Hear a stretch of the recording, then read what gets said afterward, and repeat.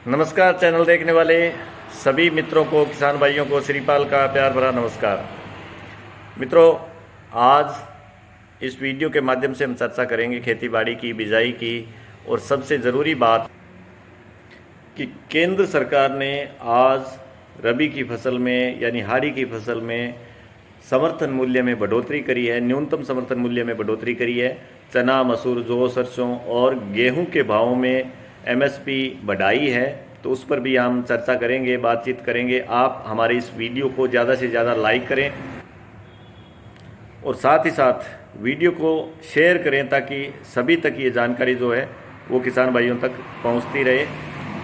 तो सबसे पहले हम इसमें बातचीत और बिजाई के बारे में भी करेंगे, सरसों की बिजाई के बारे में भी बात करेंगे, बीजों के बारे में भी हम बात करेंगे, और साथ ही हम बात करेंगे ग्वार के बारे में, ग्वार की आमदनी के बारे में। आप ज़्यादा से ज़्यादा वीडियो को शेयर करें, चैनल को सब्सक्राइब ज़रूर करें। तो शुरुआत करते हैं न्यूनतम समर्थन मूल्य से। आज केंद्र सरकार ने जो समर्थन मूल्य बढ़ाया है उसमें चना के जो भाव है वो 105 रुपये प्रति कुंटल बढ़ा करके और 5440 यानी 5440 रुपये प्रति कुंटल घोषित किए हैं। तो वहीं मसूर के भाव 425 रुपये प्रति कुंटल बढ़ा करके और 6425 रुपये प्रति कुंटल कर दिए। जो कि एमएसपी भी बढ़ाई है, जो कि एमएसपी में 115 रुपये प्रति कुंटल का इजाफा हुआ है और 1850 रुपये प्रति कुंटल जो कि अब नई एमएसपी रहेगी।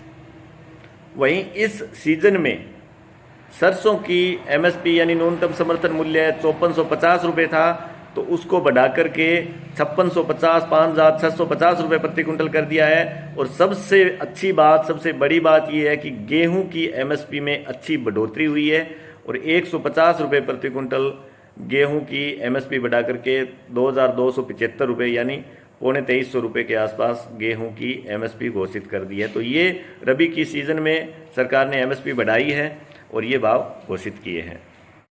अब बात करते हैं ग्वार की। ग्वार पे हम चर्चा करेंगे, बातचीत करेंगे, लेकिन उससे पहले हम सरसों पे कुछ बातचीत कर लेते हैं और बिजाई के बारे में थोड़ी बातचीत कर लेते हैं, बीज के बारे में कुछ बात करते हैं। मित्रों, अभी पिछले दिनों हमने देखा कि बरसातें काफ़ी जगह हुई थी, कुछ जगहों पर नुकसान हुआ था, कुछ जगहों पर 2-4 आंगल से लेकर के ऊपर में 10-15 आंगल तक अलग अलग एरिया में बरसातें हुई। जैसलमेर जिले में अच्छी बरसातें हुई, बीकानेर जिले के बॉर्डर एरिया में अच्छी बरसातें हुई, गंगानगर, हनुमानगढ़ जिलों के कुछ एरिया में अच्छी बरसातें हुई। नुकसान, कुछ जगह ओलावृष्टि हुई, वहाँ पे नुकसान भी हुआ और कुछ जगह बरसातों से नुकसान हुआ। लेकिन जहाँ पे 7-8-10 आंगल बरसातें हुई और जो रेतीला एरिया था वहाँ पर आगे की बिजाई की प्रक्रिया अब शुरू हो चुकी है, किसान भाई कर रहे हैं और करनी भी चाहिए। मौसम में नमी आ गई है, मौसम ठंडा हो गया है, तो ये बिजाई की प्रक्रिया अब शुरू करनी चाहिए। पूर्वी राजस्थान में हालांकि बिजाई शुरू हो चुकी है, भरतपुर लाइनों में बिजाई शुरू हो चुकी है, पश्चिमी राजस्थान में बिजाई का पीक समय शुरू हो चुका है। तो सरसों की बिजाई हो रही है और चना की बिजाई का भी सही समय अब शुरू हो रहा है, मौसम में नमी आ गई है। मित्रों, बीज किसी भी फसल के लिए उसका बीज बहुत महत्वपूर्ण होता है और बीज की हम जो है अच्छी क्वालिटी, अच्छी गुणवत्ता वाला बीज जो होगा तो आगे फसल अच्छी होगी। ये कॉमन बात है, सब किसान भाई जानते हैं। लेकिन नकली बीजों से हम पहले से पीड़ित हैं। नरमा के नकली बीजों के कारण या किसी अन्य कारण से जो हम खामियाजा भुगत रहे हैं, जो किसान भाइयों को इस बार पीड़ा झेलनी पड़ी, वास्तव में बहुत दुख की बात है। तो सरसों की बिजाई के लिए भी मैं किसान भाइयों से आग्रह करूंगा कि वो सोच समझ करके अच्छी गुणवत्ता वाला बीज ही लेवें, क्योंकि नकली बीजों का बाजार में प्रचलन हो सकता है, इस बात को नकारा नहीं जा सकता।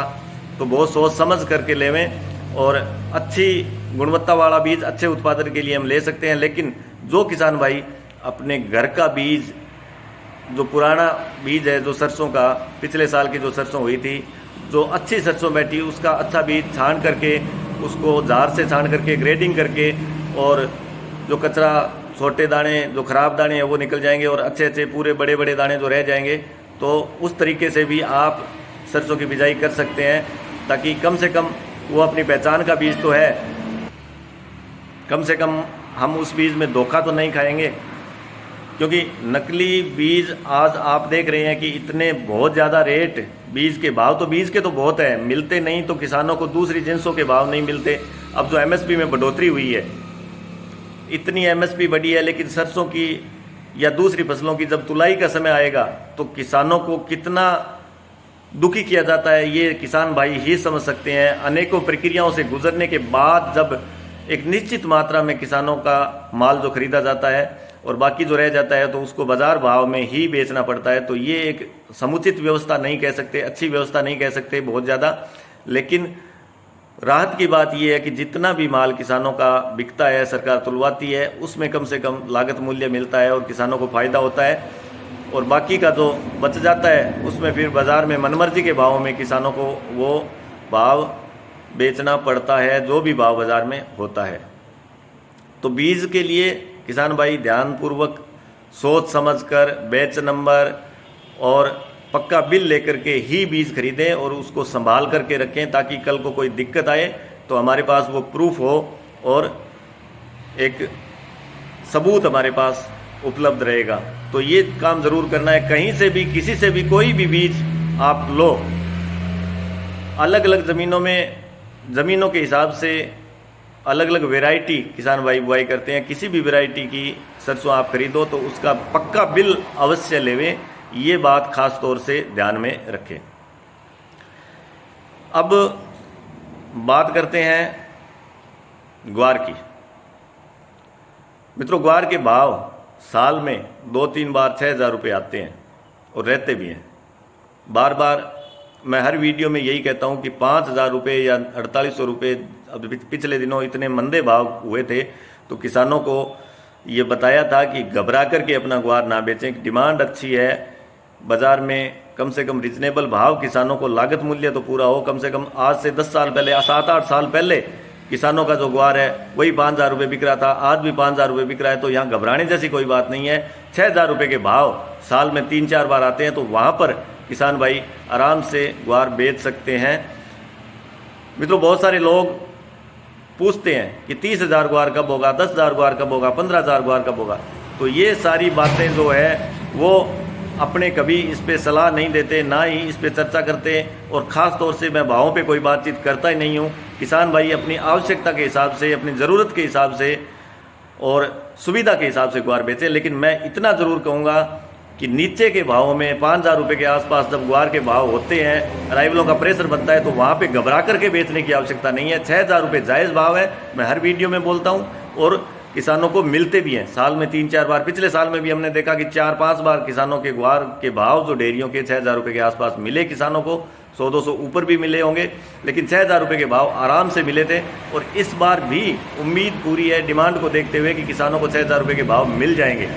अराइवल का प्रेशर गंगानगर, हनुमानगढ़ जिले में, हरियाणा में आमदनियों का प्रेशर जो है वो अब खत्म हो चुका है। यहाँ पर 60 से 70% ग्वार जो है वो बाजार में आ चुका है।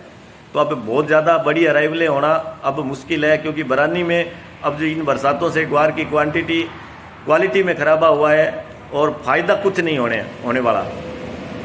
लेट ज़रूर हो जाएगा, 5-7 दिन फसल लेट हो जाएगी, धीरे धीरे ग्वार आएगा। क्योंकि बरानी क्षेत्र के किसान भाई जो है वो बड़े आराम के साथ ग्वार बाज़ार में ज़रूरत के हिसाब से लेके आते हैं। नहरी क्षेत्र के किसान भाई तुरंत निकाला, फटाफट ट्राली में डाला और मंडी में लाके डेयरी की, जो भाव बिकता है बस उससे संतुष्ट, चाहे वो 4500 चाहे 4700।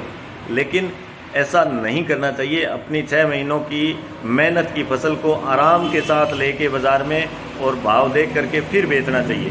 खैर, जो भी है किसान भाई ज़रूरत के हिसाब से बेच सकते हैं, लेकिन 6,000 रुपये के भाव आराम से मिलने चाहिए ग्वार में। डिमांड को देखते हुए ये उम्मीद है। इसके अलावा ज़रूरत हो या अपनी सलाह से या अपने विवेक से कभी भी बेचें। अपनी तेज़ी मंदी पे कभी कोई सलाह रहती नहीं है। बातचीत हम और भी करते रहेंगे, चर्चा और भी करेंगे। आप ज़्यादा से ज़्यादा वीडियो को शेयर करें, लाइक करें, फॉलो करें और चैनल को सब्सक्राइब करें। इसी बात के साथ आप सभी को वंदे मातरम, जय हिंद।